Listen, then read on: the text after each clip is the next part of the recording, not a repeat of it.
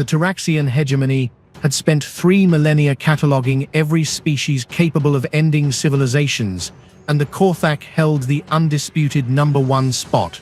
These weren't your garden variety apex predators. Oh no, the universe had to get creative with this particular nightmare.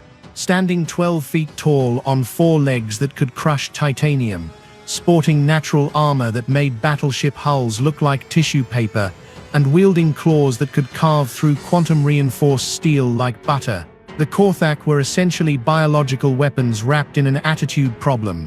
Their homeworld of Korthak Prime existed in a permanent state of barely controlled chaos, where the local wildlife included things that would make a Terran T-Rex file a restraining order.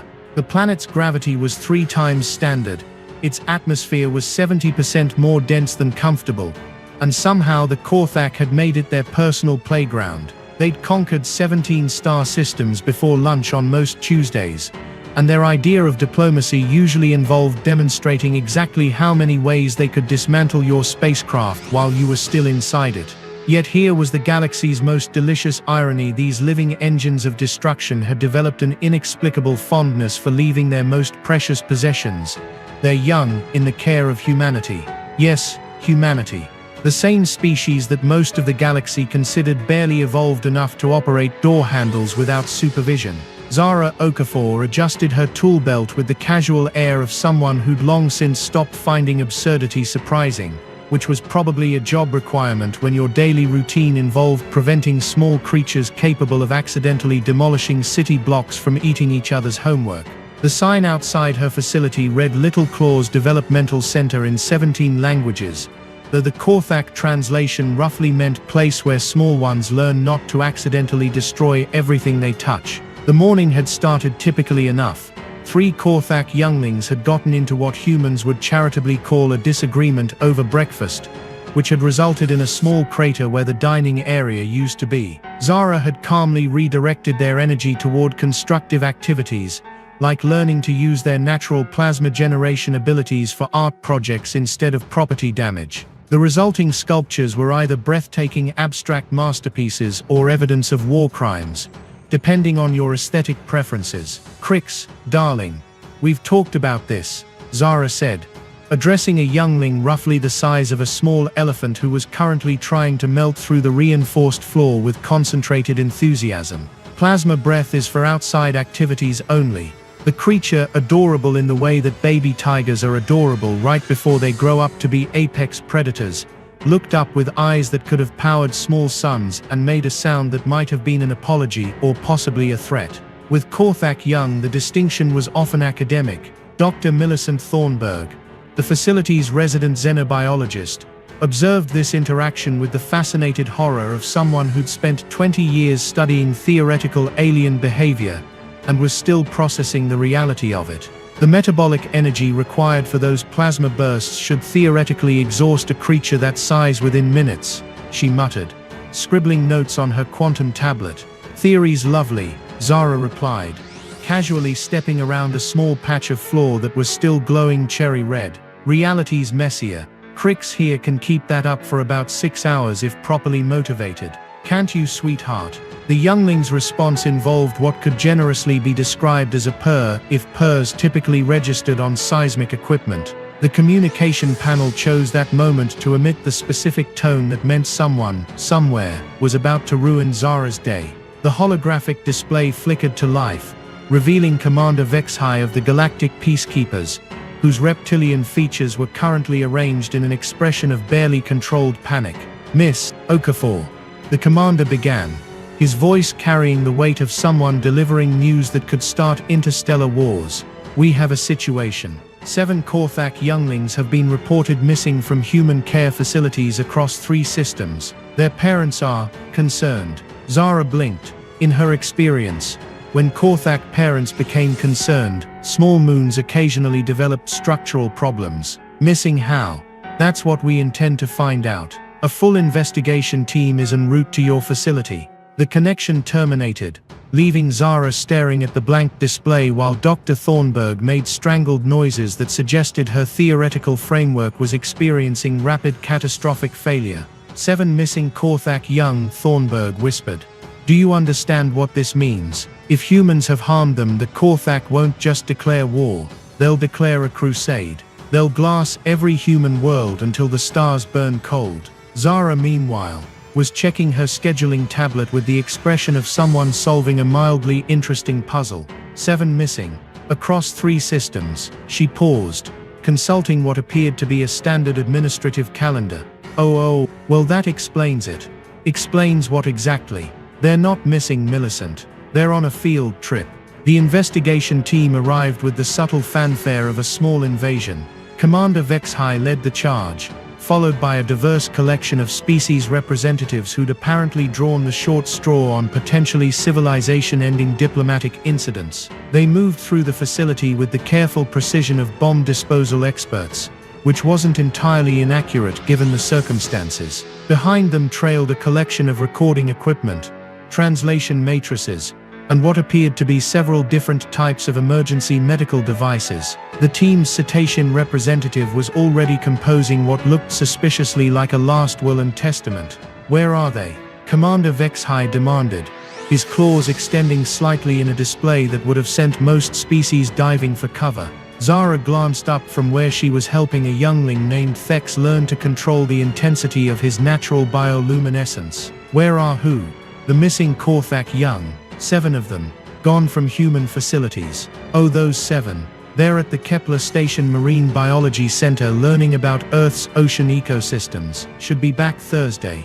The silence that followed could have been bottled and sold as a recreational drug for species that enjoyed existential confusion. Dr. Thornburg cleared her throat. Perhaps we should explain the context. The context, interrupted Commander Vexhai, his voice rising to frequencies that made the facility's quantum-stabilized windows vibrate, is that the most dangerous species in known space entrusts their offspring to humans, and now those offspring are missing. The context is that we are potentially looking at the end of human civilization as we know it. Zara considered this assessment with the thoughtful air of someone evaluating whether to have tea or coffee with lunch. Well, when you put it like that, I suppose it does sound concerning. But they're not missing. They're learning. There's a difference. She activated her communication panel, and within seconds a cheerful holographic display showed 7 Korthak younglings apparently having the time of their lives in what appeared to be an enormous aquatic habitat. They were swimming alongside creatures that looked like a delightful cross between dolphins and small whales, their natural plasma generation creating spectacular light shows in the water. You see, Zara continued conversationally, Korthak young are naturally curious about other ecosystems. Their homeworld is all lava and crystalline formations, very beautiful but limited biodiversity. So we arrange educational exchanges. This particular group requested to study aquatic life forms. The investigation team stared at the display, watching as one of the younglings' creatures that could theoretically level city blocks gently nuzzled what appeared to be a Earth-based sea turtle with the tender care of a devoted pet owner. How? Whispered the team's arachnoid representative. Is this possible? The question hung in the air like an unsolved equation, begging for an answer that defied everything the galaxy thought it knew about interspecies relations, biological imperatives, and the fundamental nature of power. Zara settled into her explanation with the comfortable rhythm of someone who'd had this conversation before, though never with quite such a distinguished audience. It started about 15 years ago with a human named Marcus Chen. He was a xenoarchaeologist working on Korthak Prime, cataloging their ancient sites. Completely harmless fellow, couldn't have intimidated a particularly aggressive houseplant. Dr. Thornburg activated her recording equipment, recognizing a potentially paradigm-shifting moment when she saw one.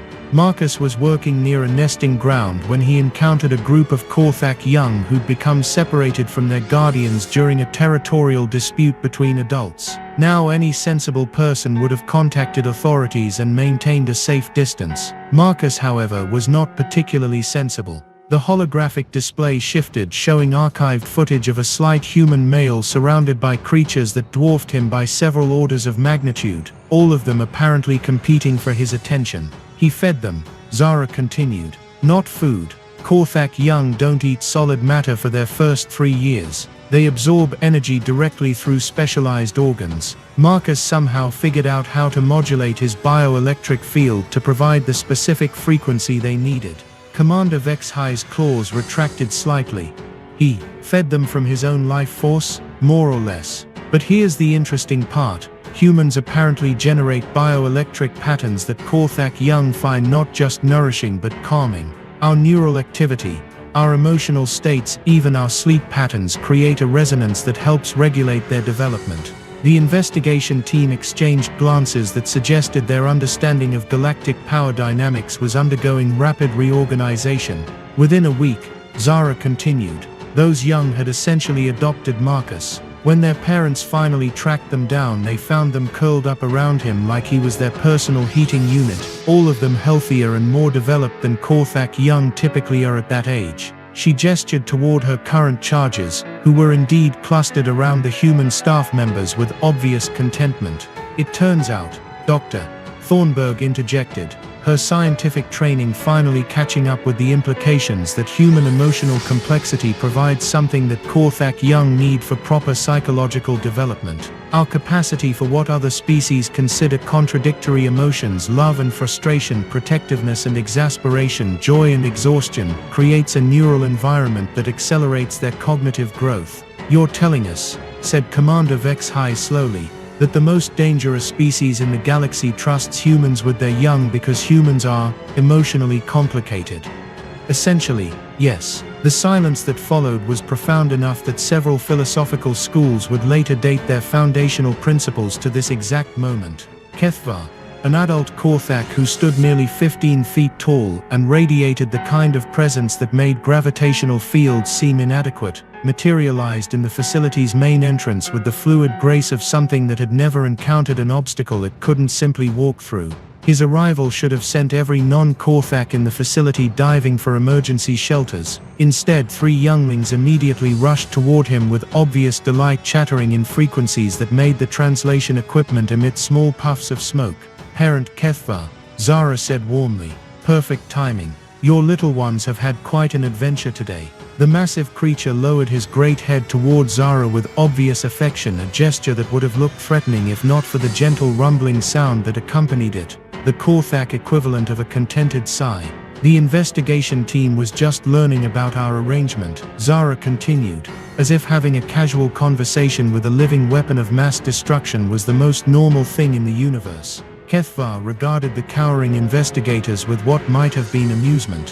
When he spoke, his voice resonated through multiple frequency ranges, requiring the translation equipment to work overtime. Human friend Zara teaches my offspring patience, creativity and emotional regulation, the translation rendered. Under her guidance, they have learned to channel their natural abilities constructively rather than destructively. This is more valuable than all the military training in the hegemony. But why humans? Commander Vex-High managed. Why not your own species? Kethvar's response came with what the translator identified as harmonics, indicating gentle humor. Adult Korthak are optimized for survival and conquest.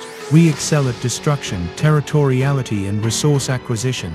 These traits, while valuable, do not nurture the complex emotional intelligence that our young require for true maturity. He gestured toward Zara with one massive claw that could have bisected a starship. Humans, however, are naturally inclined toward nurturing behaviors, even toward species not their own.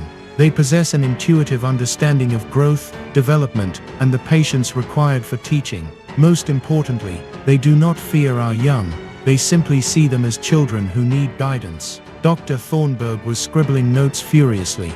The psychological profile makes sense. Humans evolved as social creatures with extended childhood periods. We're biologically programmed to invest enormous resources in child rearing, often for individuals not genetically related to us. Plus, Zara added with a grin, we're apparently too dense to be properly terrified of them, which it turns out, is exactly what they need. The investigation team was beginning to look like individuals experiencing rapid cognitive restructuring. The arachnoid representative appeared to be having what might charitably be called an existential crisis. So when Korthak parents say their children are in human care, Commander Vex-High said slowly, they're not being conquered or dominated, they're being educated. The finest education in the galaxy, Kethvar confirmed. Our young returned to us with skills no Korthak facility could provide. Emotional intelligence, creative problem solving, and most importantly, the ability to choose when not to use their natural capabilities. As if to demonstrate this point, young Crix approached the investigation team with obvious curiosity. Instead of the casual destruction that might be expected from a creature of his capabilities, he simply settled nearby and began generating a soft, harmless light show that cast dancing patterns on the walls. "Beautiful, isn't it?" Zara said. Last month he would have accidentally melted through 3 floors trying to produce that effect. Now he can modulate his plasma generation with artistic precision. The implications were staggering. The galaxy's most feared species wasn't just tolerating human influence on their young, they were actively seeking it out, recognizing that human caregivers could provide something that their own advanced civilization couldn't. How many facilities like this exist? Commander Vex High asked, his voice carrying the weight of someone whose entire worldview was undergoing reconstruction. 47 at last count, Dr. Thornburg replied. Across 12 star systems, each one staffed primarily by human caregivers, with waiting lists stretching decades into the future. Waiting lists? Oh yes, Zara confirmed. Korthak parents compete intensively for placement in human facilities. It's considered the highest honor their society can bestow, having their children accepted into human care programs. The investigation team stood in stunned silence, processing the revelation that what they'd assumed was evidence of human subjugation was actually a privilege that the galaxy's apex predators fought each other to obtain. Kefvar's offspring had begun demonstrating various skills they'd learned under human tutelage: controlled energy manipulation, cooperative problem solving, and what appeared to be the Korthak equivalent of artistic expression. Each display was a masterpiece of restrained power, channeled through the kind of emotional sophistication that would have been impossible without human influence. The irony, Dr. Thornburg observed, is that humanity's supposed weakness, our emotional complexity, our tendency toward nurturing behaviors, our inability to be properly intimidated, has become our greatest strategic asset. Commander Vex High was composing what would later become one of the most significant diplomatic reports in galactic history. So when we ask why the most dangerous species trusts humans with their young, the answer, Zara finished, watching as Crix successfully created a plasma sculpture that bore a striking resemblance to the Earth's solar system, is that we're the only species foolish enough to see baby monsters and think children who need guidance instead of threats to be contained. The investigation team departed with expressions suggesting they'd need significant time to process what they'd witnessed. Their report would eventually reshape galactic politics, though none of them realized it at the time. As the facility settled back into its routine, Zara reflected on the beautiful absurdity of it all. The galaxy's power structures were built on the assumption that strength dominated weakness, that advanced civilizations naturally conquered primitive ones, and that evolutionary fitness determined hierarchical position. But here they were, living proof that sometimes the universe preferred a different kind of logic entirely. The most dangerous species in known space had voluntarily placed their most precious possessions into the care of creatures they could destroy without effort, recognizing that true strength sometimes meant knowing when to be gentle.